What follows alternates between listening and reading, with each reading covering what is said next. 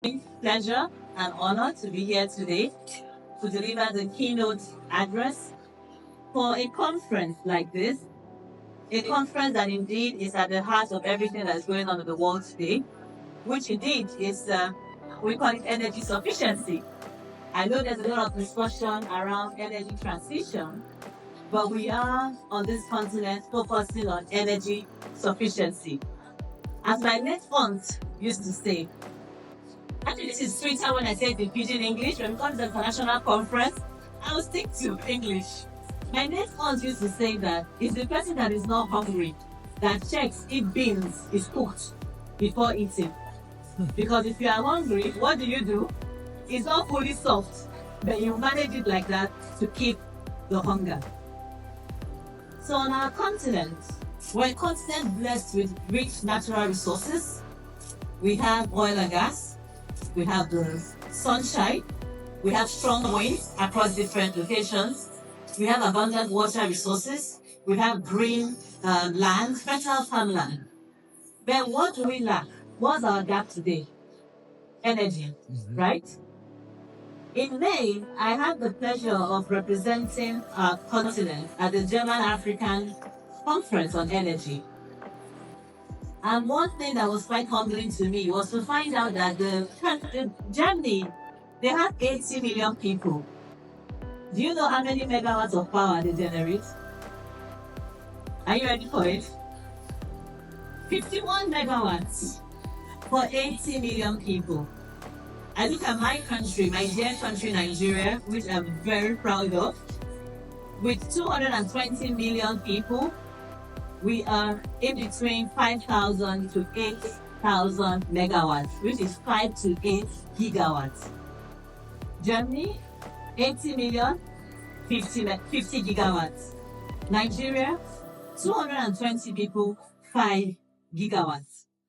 Clearly, you can see that there's a clear and present danger in such statistics.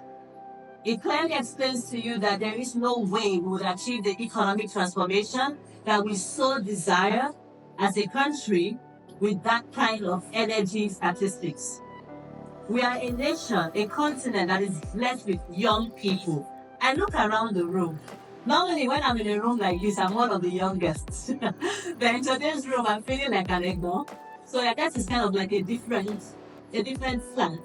But seriously, as I look around the room, I would say just back of the envelope that the average aging here is at 35. And it's quite a humbling thing because what does this mean? We see that we have the job market is getting constricted day and day. But at the same time, we have our universities churning out graduates, right? These graduates have access to social media. When I graduated, I didn't know what was happening in Lagos. I grew up in Benin, born and brought up in Benin. I didn't know what was happening in Lagos, so that's what I saw in the newspaper. But today, you stay here and you know what's happening in continents. We will hear about people going to, they now launch into space. We have these people who we need to bridge the energy gap for. Because energy poverty is a clear and present danger to the continent of Africa and to us in Nigeria because you know one thing we have? We're very resourceful. And if you have that kind of strong, energetic thought process and you don't find a way to channel it, they say idle mind is what? Devil's workshop. You will find wrong behaviors. What are we looking at? I thank Ade and all the organizers. Sadly, Mr. Ditenda is not here, but he said he'll be back tonight. I will be here tomorrow, so looking forward. Creating this conference where we are able to spotlight how we can have a genius of N and never a tyranny of four. Because if we say let's do away with all our existing energy sources and move on to the new one, it's not really very realistic. Because if you run large-scale industries, at least today, we still have that space to see how do we drive a lot more of our grid power, harness our resources so we can bridge that gap. Because it is important, access to energy should be a fundamental human right. It should not be something that is a privilege. Please. If there was no energy in the parts of the world where they have winter, you hear that people are dying. But because we have good weather here, if you get too hot, you pour cold water on yourself, you open your body, and you bring back the temperature. But you can't do that in winter, you freeze and die. So there is a fundamental human right to it. And as we come together and pull together, looking at the public-private partnership that can achieve this, it's a time to have those conversations. I guess people might say, but why? Why do we need to do public-private partnership?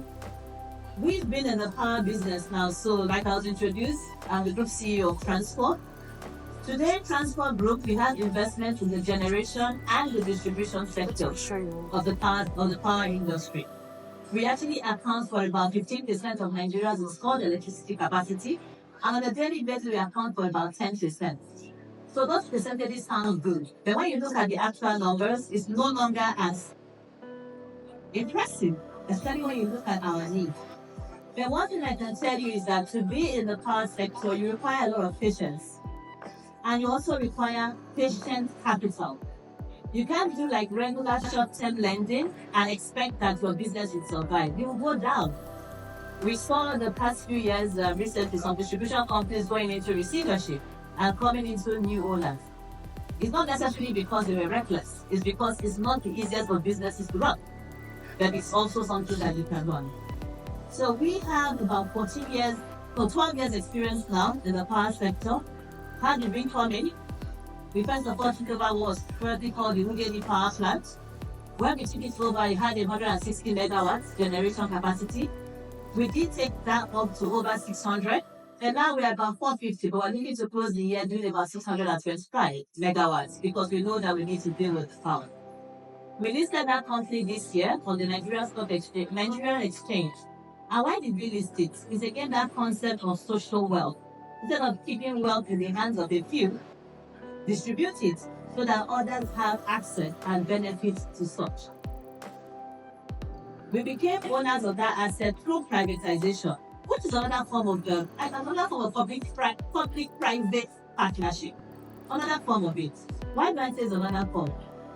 The government owned it before, right?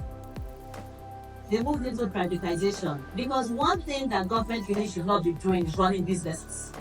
Rather, government should make policy that will create an enabling environment for private sector protagonists to be able to thrive and deliver on the intent of developing society.